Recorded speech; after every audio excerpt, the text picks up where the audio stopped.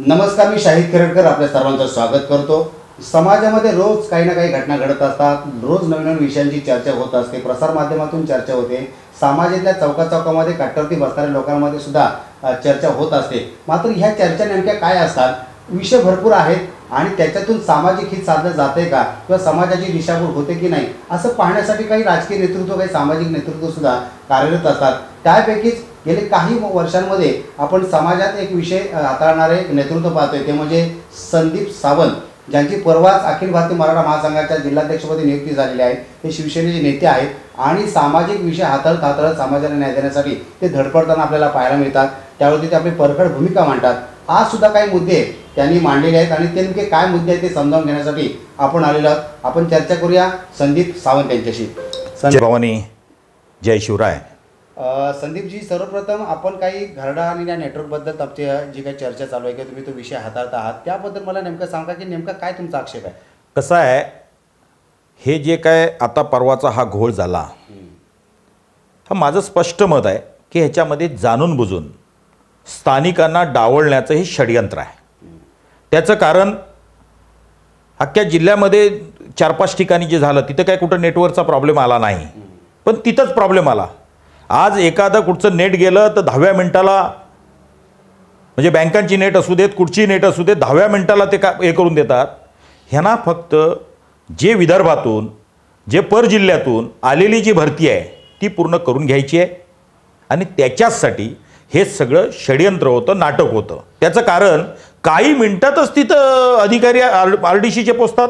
मग ही भरती शासन करतंय काय? ह्याने RDC केलेली जे काय त्यांचं संचालक मंडळ आहे त्यांनी नियुक्ती केलेली मंडळ करतंय की RDCचीच रिटायरमेंट माणसं असतील किंवा RDCचेच पदाधिकारी करतात? हा माझ्या समोरचा सगळ्यात महत्त्वाचा प्रश्न आहे। म्हणजे तुम्हाला म्हणणं आहे की त्या भरतीमध्ये कुठेतरी जाणीवपूर्वक काहीतरी मॅनेज केलं जात आहे आणि त्याच्यामध्ये RDCचा सुद्धा हात असावा, अशा पद्धतीचा तुमचा आक्षेप आहे?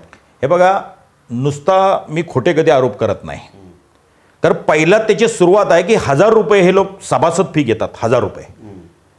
आता हा रत्नागिरी जिल्हा आहे माझा, आता कडेचा दुसरा जिल्हा रायगड, छत्रपती शिवाजी महाराजांचे पावन भूमी स्पर्शात पावन झालेली भूमी, त्या रायगडची RDCची भूमी आहे, त्याच्यामध्ये RDCची बँक आहे, त्याला फक्त 500 रुपये। मी तुम्हाला आता तुमच्या समोर फॉर्म देणार आहे, 500 रुपये तिथं आणि इथं 1000 रुपये। ही माझ्या इथल्या तरुणांची चेष्टा नाही का? आपल्या जिल्ह्यावरती, रत्नागिरी जिल्ह्यावरती अन्याय होतो असं तुम्हाला म्हणायचं? 100% रत्नागिरी जिल्ह्यावरती माझ्या स्थानिकांवरचे पैसे लुटतायत असं माझा स्पष्ट आरोप आहे। का तिथं 500 रुपये चालतात, 500 रुपयात काम होतंय, इथं 1000 रुपये कशासाठी लागतात, कोण खातंय ते पैसे? हे सगळ्यात महत्त्वाचं आहे। आणि तुलनेनं जेवढे प्रवेश अर्ज घेतले जातात त्याच्या तुलनेत किती भरती केली जातात हा सुद्धा फक्त जे काय 200 लोकांची भरती आहे। माझं एवढं प्रामाणिक मत आहे की सर्व जाती धर्माचे तुम्हाला इथले लोक आहेत की बाबा नाही याच्यातला भाग नाही, मग काय वेगळ्या जे काय एखादं दुसरं कुठचं तुम्हाला चुकून गावलंच नाही तर त्याची भरती केली असती तर भाग वेगळी। बरं, जे करताय तर तिथं तुमचं दडपण कशासाठी? नंबर 1। नंबर 2 की तुम्ही आता जे रिटायर होतात जे कर्मचारी त्यांना परत घेता, त्यांना परत, आता माझ्याकडं सुद्धा मी त्या काल अधिकाऱ्यांना सुद्धा फोन केला होता, MD आहेत AB चव्हाण म्हणून, त्याचा मोबाईल नंबर पण काही दिवसांनी तुम्हाला मी देणार आहे। कशासाठी? ते मर्जीतले म्हणून बसवले का RDCतला? काही लोकांच्या त्यांच्या विरोधात तक्रारी आहेत, कित्येक लोकांच्या, आणि तेच सगळं हे निस्तरणार म्हणजे काय सगळं माहिती आहे? हे फार मोठं षडयंत्र आहे। आणि माझं एक म्हणणं आहे की नुसतं मी बोलत नाही, म्हणजे मी हा विषय फार मोठा तडीस लावणार। कितीही माझ्या पाठीमागं दबाव तंत्र असू दे, काही असू दे, पण माझ्या सर्वसामान्य माणसाला, तरुण वर्गाला उद्याला, आज मी 200 असतील किंवा अन्य ठिकाणच्या भरत्या असतील, हे एक नाही आज, म्हणजे आजच करत नाही मी की बाबा आजचाच विषय आणि आजच करतोय। MECBच्या स्थानिकांना नोकऱ्या मिळाव्या, कित्येक वायरमन आज आम्हाला भेटून सांगतात साहेब हात मिळवतात, साहेब तुमच्यामुळे आम्हाला नोकऱ्या भेटा। हाकलून काढले, दांडकान सोडले रत्नागिरीमध्ये, आमच्या सर्व सहकार्यांनी गुन्हा दाखल झाला। आज 14-15 वर्ष केस चालवतोय, पण हटलो नाही, माझ्या तरुणांना नोकऱ्या लावून घेतल्या। चेक करा। दुसरा, तिकडे जैतापूरमध्ये प्रकल्प व्हावा, तिथं माझ्या बेरोजगारी इथल्या जिल्ह्यातली दूर व्हावी, आंदोलन केलं, चांगला लाठीचार्ज आमच्यावरती झाला। त्या पाटील मॅडम आल्या होत्या कुठनं तरी बाहेरून, इथनं काय करायला आम्ही केला ना, तिथंही भलं मोठं आंदोलन केलं, तिथं सुद्धा आम्ही स्थानिकांना नोकऱ्या मिळाव्या। अजून तो प्रोजेक्ट काय तुम्ही बघताय काय चाललंय, पण आमचा उद्देश एवढाच आहे की बरेच मध्ये टेलिफोनमध्ये सुद्धा 3-4 केसेस रत्नागिरीत इथं तर मोजतच नाही मी. उपोषणाची सगळ्यात जास्त नोंद माझ्यावरती आहे. उपोषणाची आंदोलनं तर का रोज गुन्हे दाखल करतात.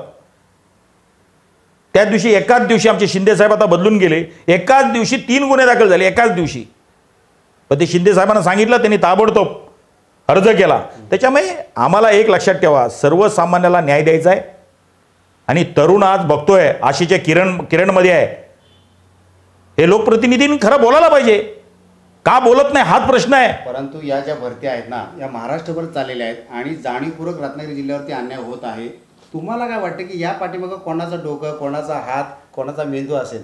हे बघा, शिक्षक भरतीचा मध्ये घोटाळा बघितला. शिक्षक येतात कुठून? काय इथं मुलं कोकणातली A1 मुलं हे फक्त पेपरला वाचतो आपण, फक्त पेपरमध्ये. शिक्षक भरती बाहेरून येतात, तुमचे ग्रामसेवक बाहेरून येतात, तुमचे तलाठी बाहेरून येतात. 3 वर्षानंतर बदली करून निघून जातात, खुर्च्या रिकाम्या. हे कुठे गेले? बदलून गेले साहेब. आमची मुलं शिक्षण नसती, खरोखर शिक्षण झालं नसतं तर भाग वेगळा होता. कुठच्याही तुम्ही जिल्हा परिषदमध्ये जावा, कुठच्याही शाखेत जावा, हे भरते पैशाची मॅनेज करतात आणि या भरत्या करतात. फार मोठं गाजलं होतं शिक्षक प्रकरण. या अधिकाऱ्यांनी पैसे घेतले आणि गप्प राहिले. त्याच्यामुळे आता ह्याच्या पुढं टोकाचं, म्हणजे आम्ही तुम्हाला ही पार्श्वभूमी सांगतोय, कितीही गुन्हे आता जसं सरकार काढतं गुन्हे आमचं दाखल हे केलेलं, मी चालवतो केसेस, मी कधी त्यांचा अर्जाचा उपयोग केला नाही, चालवलाय केस. उद्या डाग लागता कामा नये आम्ही यांच्या एवढ्या केस काढल्या म्हणून. त्याच्यामुळे तुम्हाला सांगतो, तरुणांनी आता हीच संधी आहे. नंतर नाहीतर कोतवाल आहेत ना, कोतवाल, गावातले कोतवाल, ते सुद्धा पर जिल्ह्यातले असतील. आताच तरुण जर का जागे झाले नाहीत, आताच हीच वेळ आहे. आज 200 भरती असतील, 200 कुटुंब माझी कोकणातली एक स्टेबल होतील. बाहेरचे लोक येऊन करणार काय? काय इथले लोकप्रतिनिधी कोणी कुठच्याही, मी पक्षाचं बोलत नाही, मला मराठा महासंघानं एक जबाबदारी दिलेली आहे. इथल्या तरुणांना न्याय द्यायचा असेल, इथल्या कलाकारांना न्याय द्यायचा असेल, इथं शेतकऱ्यांना न्याय द्यायचा असेल, काय 565 कोटी हे RDC बँक जिल्ह्याच्या बाहेर कर्ज देते. आणि माझा तरुण सुशिक्षित बेकार जिल्हा उद्योग केंद्राच्या माध्यमातून जातो बँकेत, खादी ग्राम उद्योगाच्या बँकेतनं जातो, खादी ग्राम उद्योगाच्या माध्यमातून. अपंग असेल माझा अपंग बांधव जातो, समाज कल्याणच्या बाबतीत असतील ते जातो. हे बघा, हे वसंत नाईक विभक्त जातीय व भटक्या जमाती विकास महामंडळ आहेत. ही सगळी महामंडळ फक्त बसवून ठेवलेली आहेत त्या कुवारबावची ऑफिस करून. किती आहेत? किती जणांना जिल्हा बँक न्याय देते? अजिबात नाही.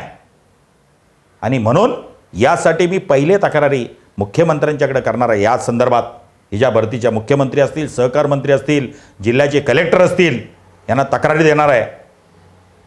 आणि याची चौकशी झाली पाहिजे. आणि चौकशी झाली नाही आणि तरीसुद्धा यांनी भरत्या केल्या तर ज्या ज्या शाखेमध्ये हे लोक बाहेरचे लोक जातील त्या शाखेला टाळं लावल्याशिवाय राहणार नाही.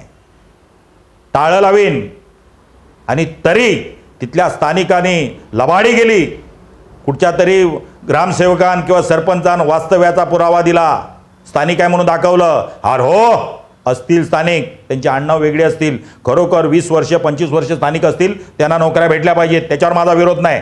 पण ते जिल्ह्यातले खरे वास्तव्य करणारे पाहिजेत, कष्ट करणारे पाहिजेत, कष्टकरी पाहिजेत. माझ्या सर्वसामान्यांना जायचं कुठे?